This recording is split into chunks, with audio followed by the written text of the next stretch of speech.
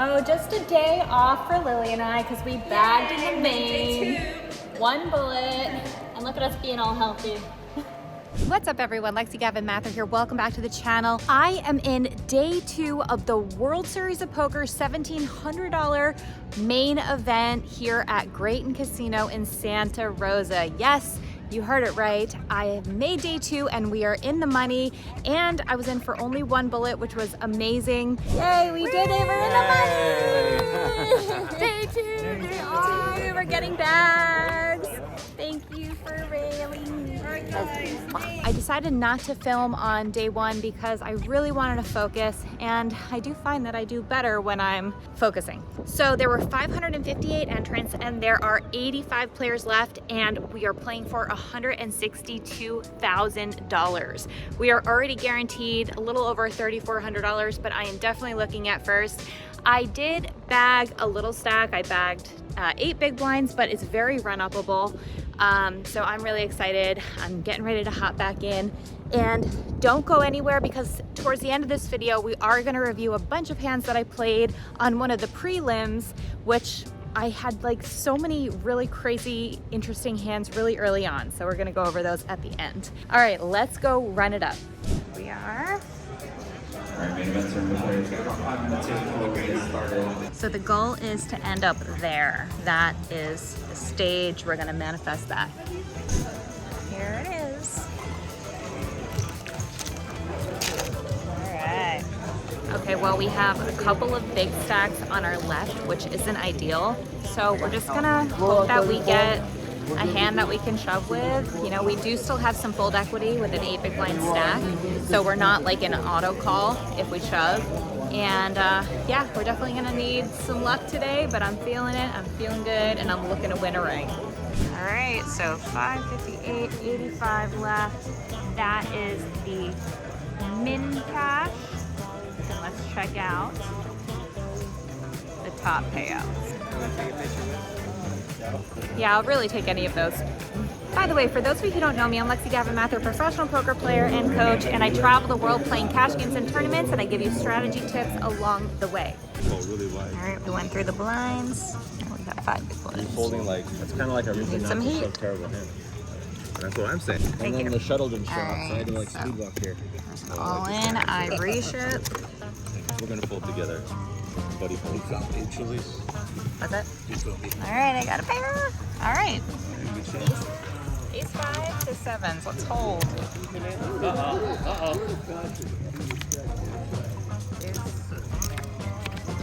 All right, double.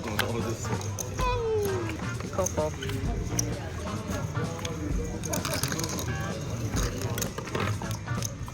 All right, that was clutch. Now we're back in it. All right, table's breaking. That's a good sign. All right, new table. And we missed our blinds. Come on.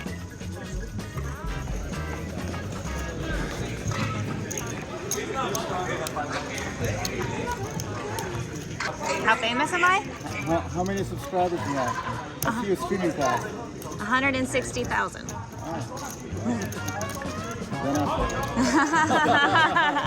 I shouldn't have answered that.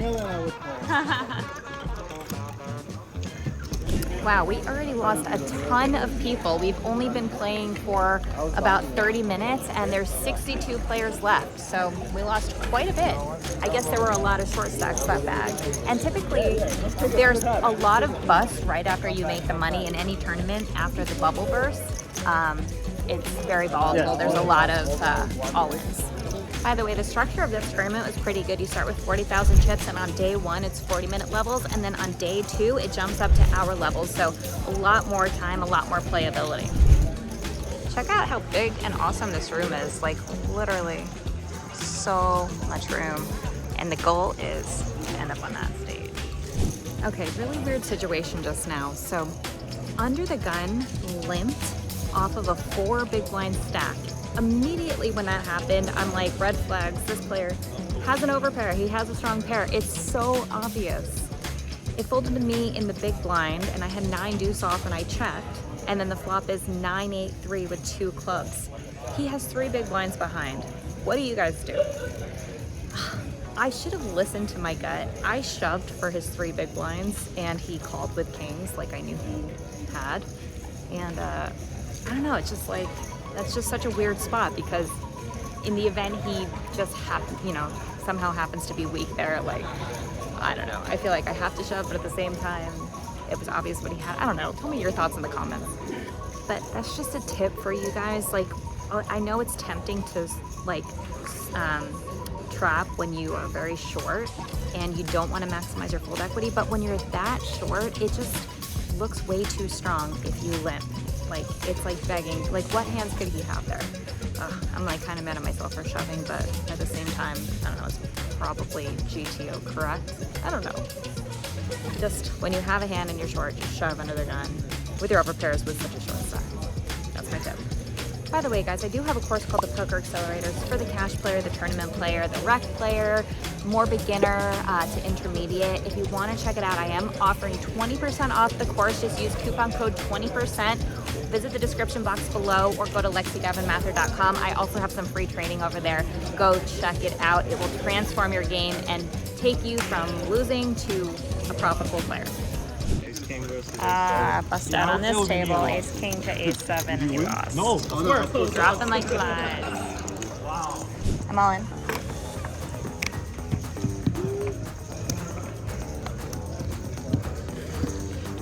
You're good.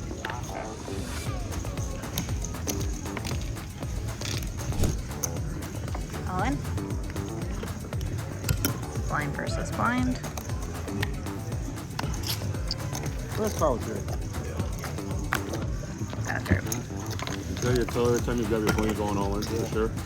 No way. No. I'm all in. I don't want it. I don't want Not call in. Oh, thank you. Yeah, you obviously are. Nice Hollywooding. 10.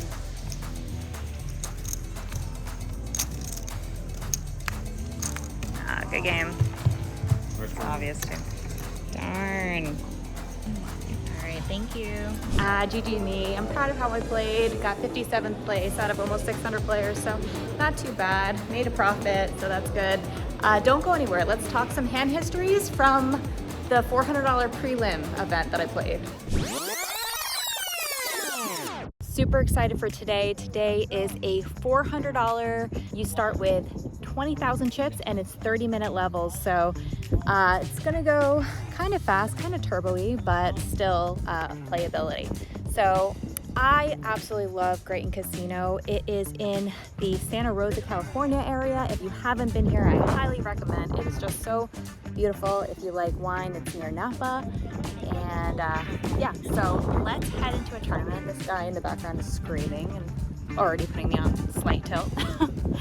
And yeah, hopefully we can win a ring and have a good series. Let's go.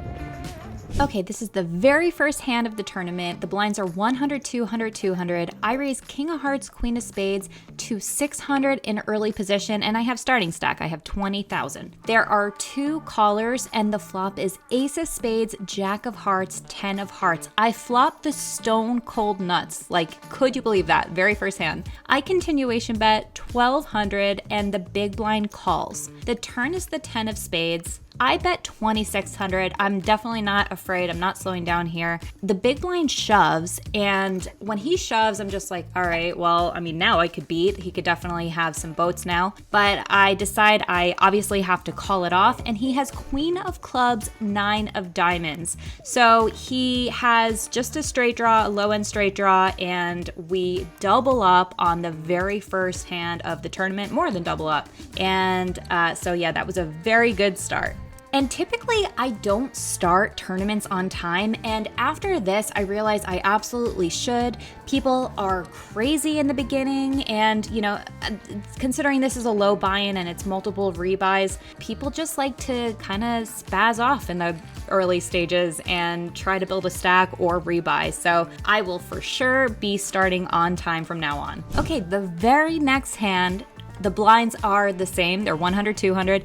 Low jack raises to 500. I 3-bet pocket aces to 1500 in the big blind. He 4-bets to 4K. Now, I'm definitely not going anywhere. I noticed that in lower stakes, when people 4-bet, they typically have it. So I didn't feel the need to like slow play and call here and then like check raise flop. So I decided to 5-bet shove, and he calls with pocket queens, and I hold. So back-to-back hands, I'm in great shape. Definitely chip leading the tournament at this point.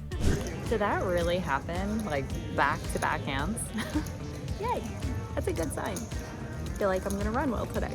So the next hand, where I just showed the 9-6 of hearts, button raised to 800, and I 3-bet the 9-6 of hearts to 2600 in this small blind. I think that this is a good spot because the button is opening a pretty wide range. Typically when I 3-bet from the small blind, I'm pretty polarized, and I often like to have hands with removal, so like an ace or a king in my hand, but this time I decided to 3-bet with the 9-6 of hearts. I didn't necessarily want to flat it and then play out of position, give the big blind an opportunity to 3-bet squeeze me out, and I figured since I have been running like the sun and showing strong hands, that they would give me some credit. So I got the 3-bet through with 9 high.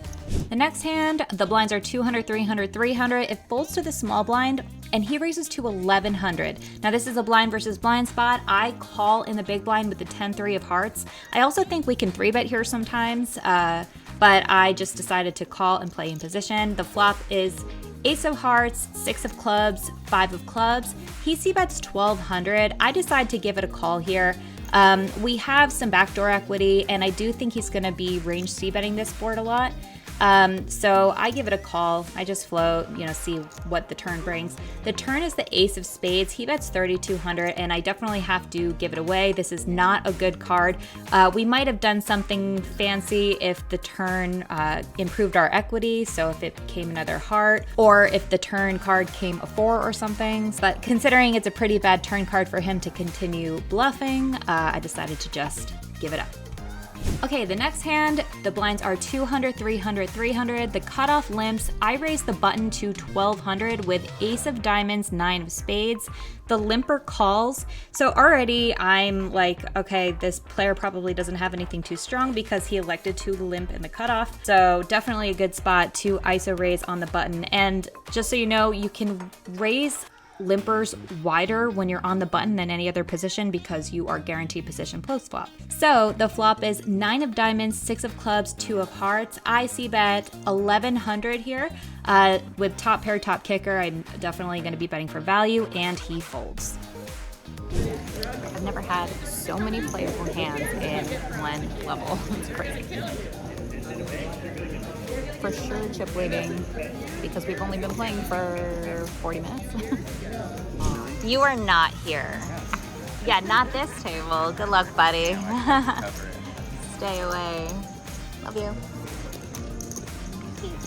All right, blinds are up. Under the gun raises to 1200 off a 17,000 chip stack. I call in the big blind with ace 6 of diamonds. The flop is 7 of spades, 5 of hearts, 4 of diamonds. This is a great board for me as the pre-flop caller. I'm going to have more 2 pairs and straights on this board than he is. We'll also have more sets because he might fold pocket 4s, maybe 5s under the gun. So I love this spot for a check raise. We do have backdoor diamonds and the open-ended straight draw. So he c-bets 1500. I check raise to 4,200, and then he shoves all in for 14,500. I think after I check raise, I have to call this off here.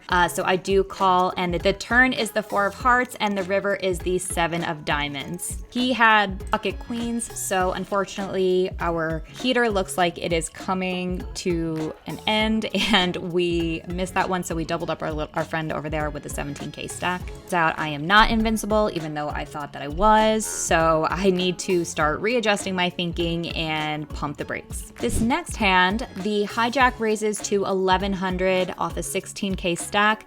I have pocket kings, so I 3-bet to 3,700 and he calls. The flop is king of hearts, 6 of hearts, 6 of clubs. So there we go, I'm back. I am running hot again, so I decide to check here and he checks back. The turn is the ace of clubs. Definitely want to start building this pot, so I bet 3,500. I'm hoping that he checked, you know, back an ace or something.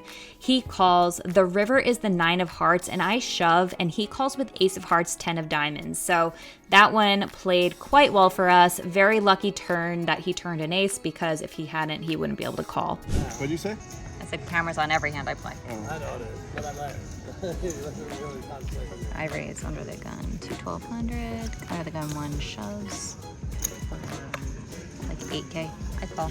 This next hand, you see we have ace king to eights. Flop looks promising, king high flop. The turn is heartbreaking and we double up yet another short stack. You called it. Okay, now we're even. You're still up by 1. Gotta win your flips, guys. Next hand, you can see that the button open. I 3-bet the ace deuce off from the small blind and he folds, so we get it through. Those are just good spots for a 3-bet. Again, we talked about removal earlier, so I like having an ace in my hand. This hand is too weak to call, especially in the small blinds, so we definitely don't want to play out of position post flop with a hand that just doesn't play well. This hand would be considered a hand with reverse implied odds, because the ace, if we do flop an ace, our opponent can certainly have better aces that we are likely going to pay off. And again, if we call, then we're just giving the big blind an opportunity to 3-bet squeeze us out. So this is why I like 3-betting in these spots.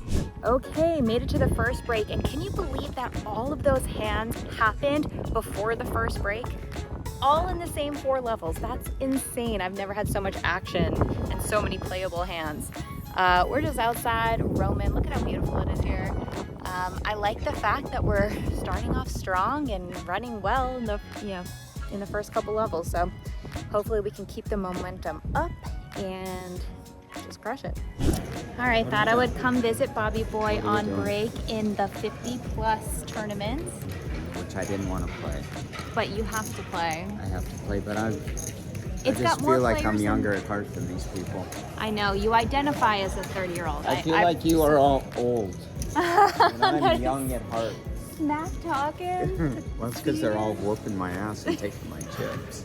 This next hand, the blinds are up to 800. The under the gun, hijack, and button all come in for a limp. I decide to isolate here to 5,000 on the button with king 8 of hearts, and it gets through. Finish those limpers, guys, and pick up that dead money.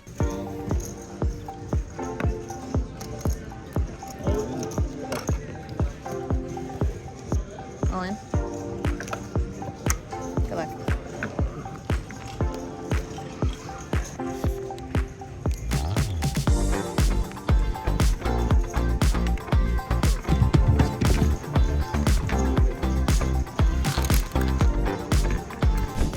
So in that last Jack's hand, under the gun raised off like a 30 big blind stack, and then the button shoved for not very much, maybe like 10, 15 big blinds, and I back shoved, and the under the gun player folded, and I got heads up against the king 9 and held.